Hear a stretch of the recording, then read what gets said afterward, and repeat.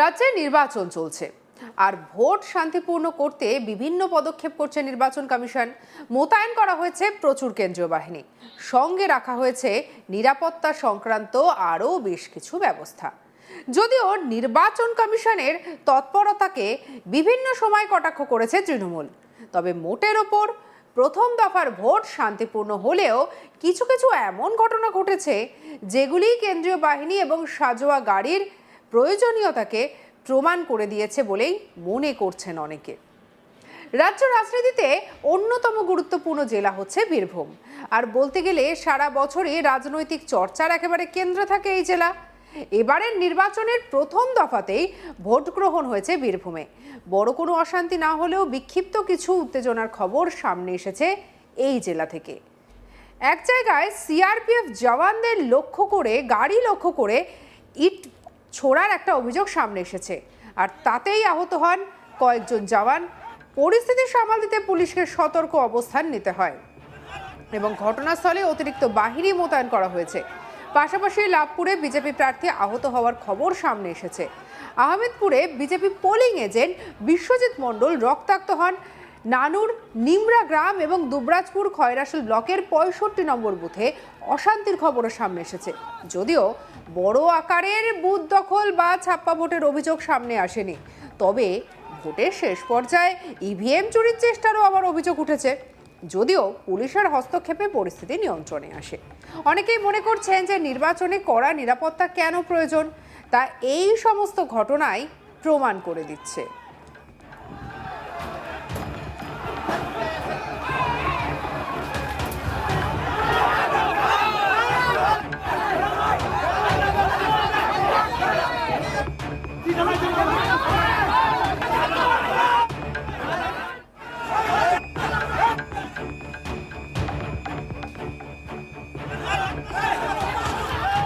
Police super সূর্য প্রতাপ যাদব কি বলেছেন শোনাবো আপনাদের।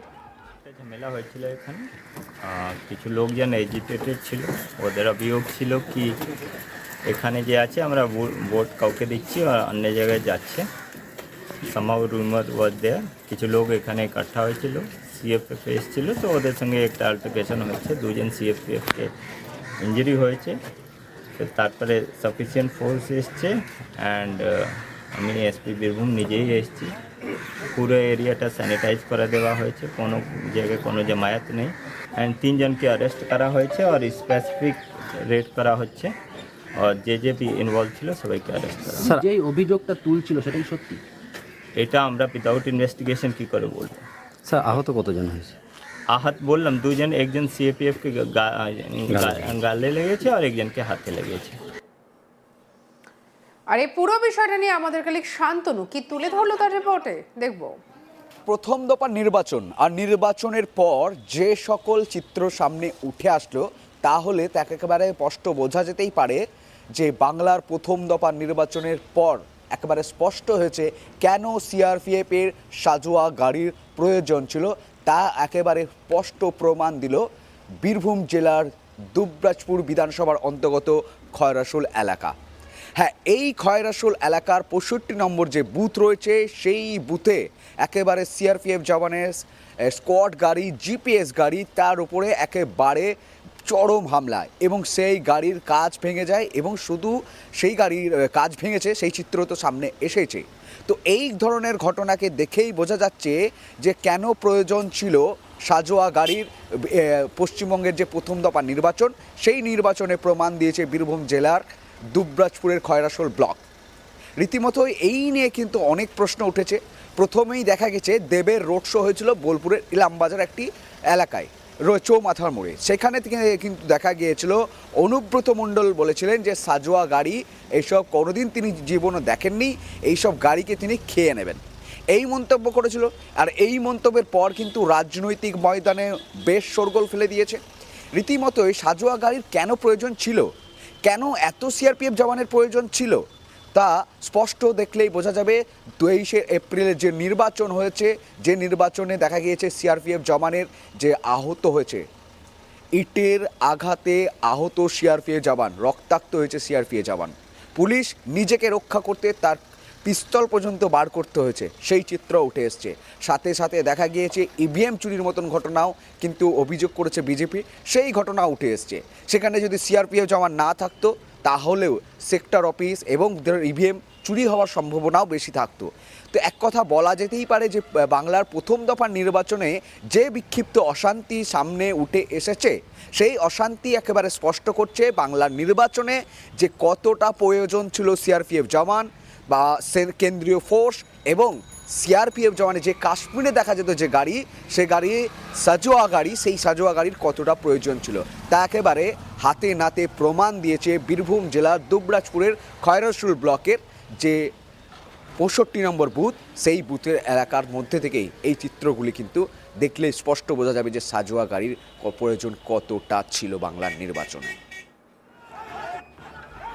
রাজ্যে চলছে নির্বাচন, আর এই ভোট শান্তিপূর্ণ করতে বিভিন্ন পদক্ষেপ করেছে নির্বাচন কমিশন। এমনকি মোতায়েন করা হয়েছে প্রচুর কেন্দ্রীয় বাহিনী, সঙ্গে রাখা হয়েছে নিরাপত্তা সংক্রান্ত আরও বেশ কিছু ব্যবস্থা।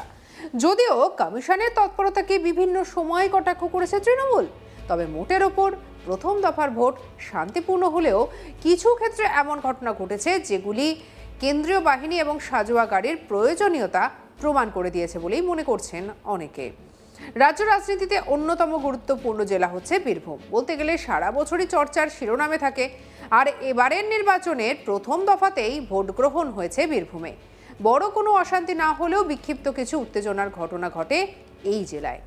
আর সিআরপিএফ জওয়ানের গাড়ি লক্ষ্য করে ইট বৃষ্টির ঘটনা যেন একেবারে বীরভূমের ভোটের পরিস্থিতিকে আরও খানিকটা উত্তপ্ত করে তুলেছে।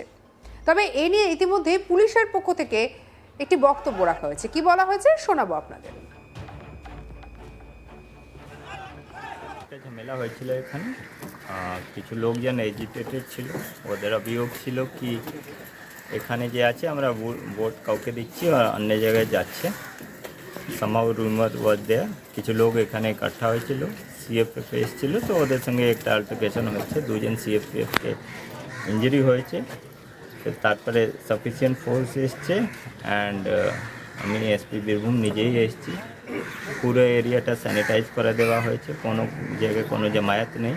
অ্যান্ড 3 জনকে অ্যারেস্ট করা হয়েছে আর স্পেসিফিক রেড করা হচ্ছে, আর যে ইনভলভ ছিল সবাইকে অ্যারেস্ট করা। স্যার, যেই অভিযোগটা তুলছিল সেটা কি সত্যি? এটা আমরা উইদাউট ইনভেস্টিগেশন কী করে বলবো। স্যার, আহত কতজন হয়েছে? আহত বললাম দুজন, একজন সিএপিএফকে গালে লেগেছে আর একজনকে হাতে লেগেছে। একটা ঝামেলা হয়েছিল এখানে, কিছু লোকজন